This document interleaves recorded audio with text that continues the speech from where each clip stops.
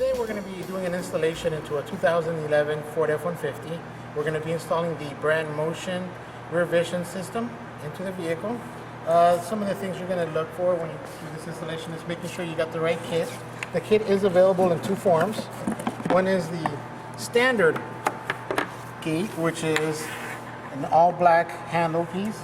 And then there's the up-level version, which the handle has chrome overlay on it, which is a factory chrome piece. You will also need the body harness, the mirror harness, and of course the mirror. We strongly recommend that you make sure you have all the correct pieces prior to doing any installation of the vehicle. One other feature about these trucks that you have to be aware of is 2004 to 2008 will have a compass which is clipped onto the bottom of the base of the actual mirror. It's a small black housing with its own separate connector. And in 2009 and up, the actual sensor is now built into the mirror. It does not display on the mirror. It displays on the center of the dashboard, right in the display area. One easy way for you to tell is if you disconnect the actual mirror, you will see two dashes on the left hand side. If that is the case, you will need to do a modification to the installation in order to make the compass work for you. The first step in the actual installation is going to be to remove the existing mirror. 2004 vehicles and up will require a special tool which you can order from Brandmotion separately, which will allow you to release this mirror. There's a couple of things you want to be aware of when doing this.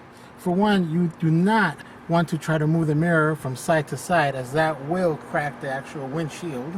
You also, as much as you would like to press a pin from the bottom of the base, it actually releases from the top, which is different than what you would expect on a normal vehicle.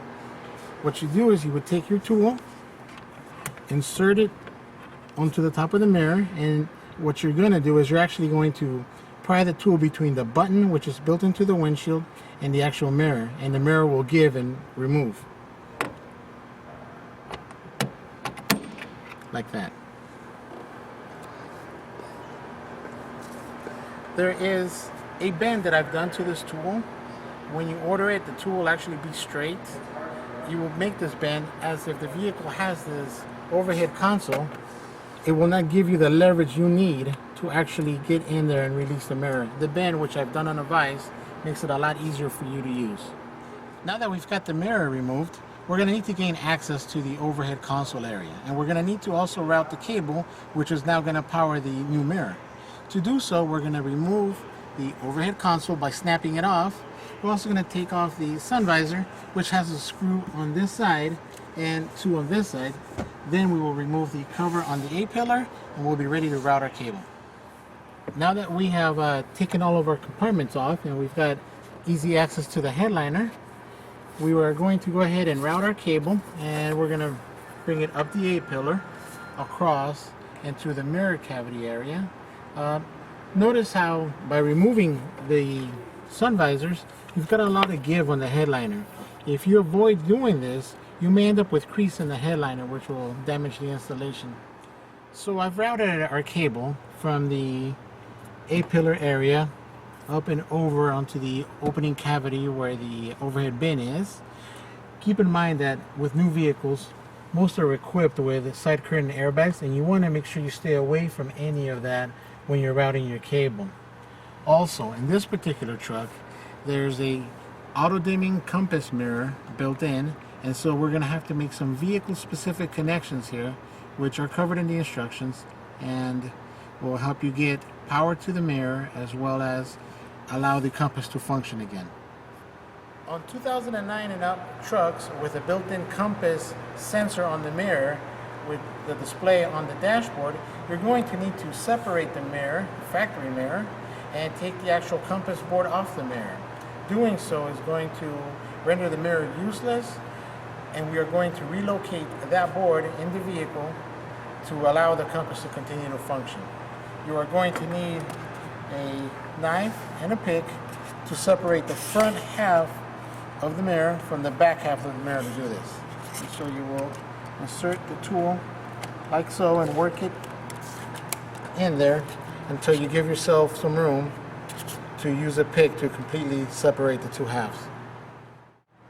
Now that we have disassembled our existing original mirror, we've got the board separated from the mirror itself, the front and rear piece of the housing, which we no longer need.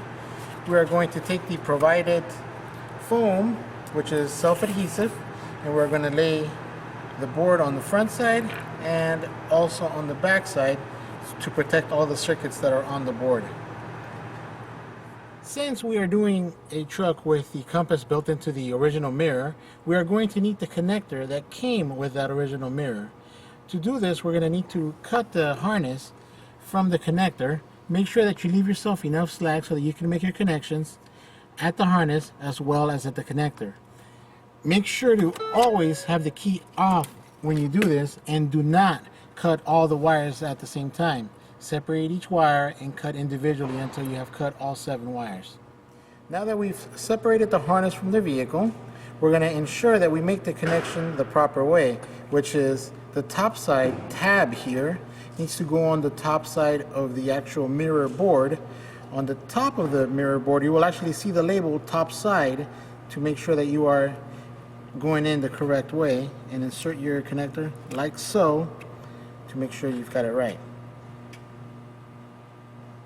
With our board and our connector assembled, we're going to go ahead and remove the backside of the tape from the provided foam pad, and we're going to lay our board in the center of that pad, and we'll create a sandwich with the second piece of foam, which will keep any of the electronics from being accidentally touched while installed in the vehicle.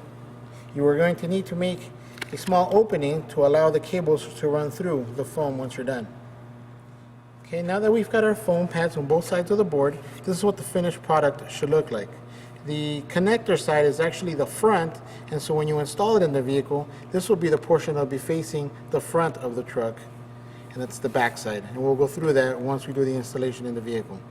Now that we're ready to make our connections of the Brandmotion harness and the factory overhead mirror harness, we recommend that you either use T-taps, butt connectors, crimp caps, or solder, making sure that the connections are fully insulated and that there will not be a chance of them coming loose once the installation is complete. So we've made all our connections at the overhead console. We reassembled the console. We've securely mounted our mirror. We installed our sun visor, mounted our A-pillar cover, and routed our cable down to the bottom of the vehicle. We've also attached the connector, which we removed from the rearview mirror up above, to the harness so that our compass will work, which I am now going to mount underneath the dash. We've removed the plastic cover as well as the metal plate that's behind here by taking off 3 7mm screws and 4 10mm bolts from the plate. Once we've done that, we've routed our compass sensor connector here, and we are now going to mount the actual mirror board in this position here. Make sure that the connector is on the bottom side of the board and that it is facing the front of the truck. So the connector will look like so once it is done.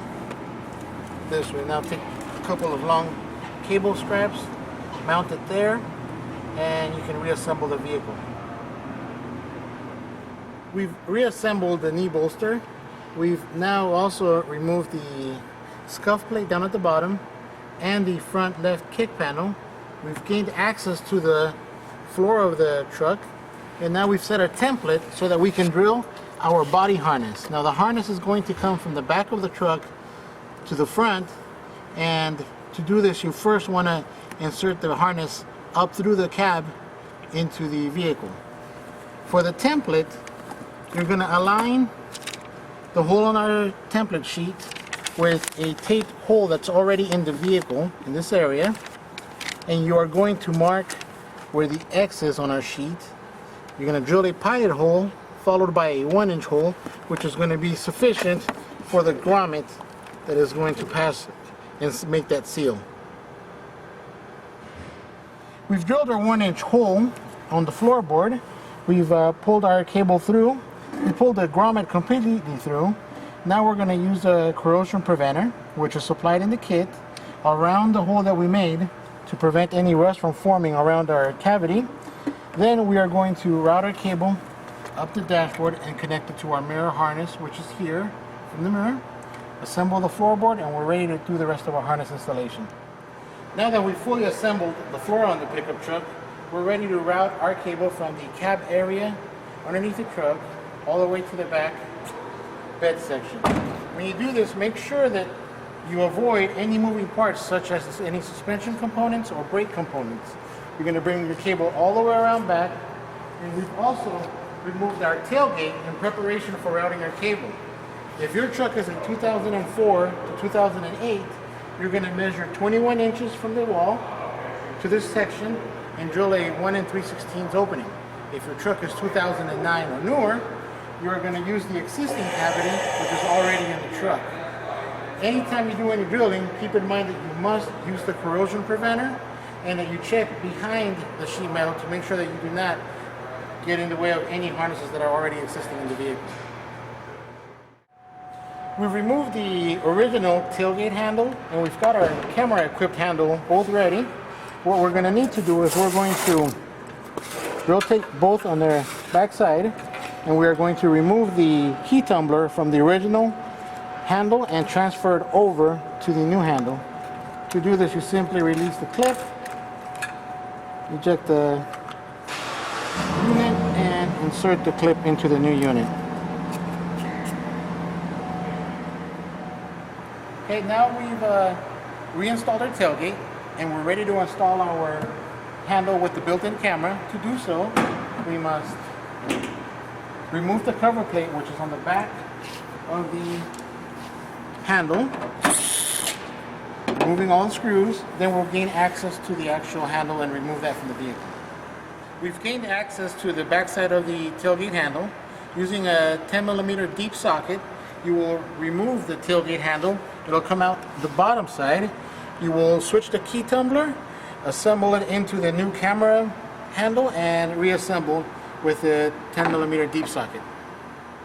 We've routed our camera cable through our tailgate and out into the cavity which we have on the bed.